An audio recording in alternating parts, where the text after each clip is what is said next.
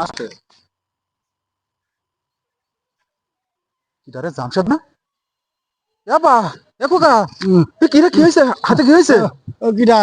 এ খোকা ভ্যানে করে কেন তুই এই হাসপাতালের সামনে কি করছিস ও খুকা হ্যাঁ ও তুই না বললি গাড়ি নিয়ে যাচ্ছি মানা হ্যাঁ ও আমি তো শুনিনি বা আমার কিস্তি চালা বেশি হ্যাঁ ও আল্লাহ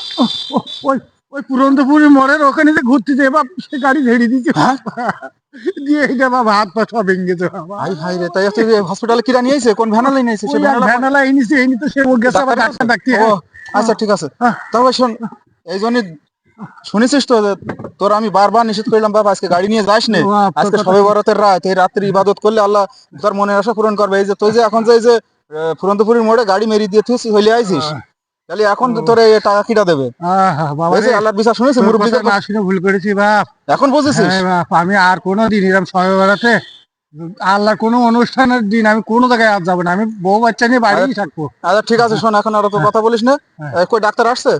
হ্যাঁ বাবা ডাক্তার আসছে তোরা যা এখন ঝামেলা করিস না আমার ডাক্তারের কাছে ভর্তি করবে সুপ্রিয় দর্শক দেখুন যে আসলে আল্লাহর ইবাদতের কথা মানে আল্লাহর ইবাদত করলি যে কি হয় এটা কিন্তু তার বাস্তব প্রমাণ এই জামশেদ আমার কথা শুনিনি সেই কথা না শুনে সে হচ্ছে চলে গেছে গাড়ি নিয়ে চলে গেছে তার কিস্তির জ্বালা ভাই দুনিয়াটা কিছু না এই দুনিয়া কিছু না এই দুনিয়া ছেড়ে একদিন সবাই চলে যেতে হবে শুধু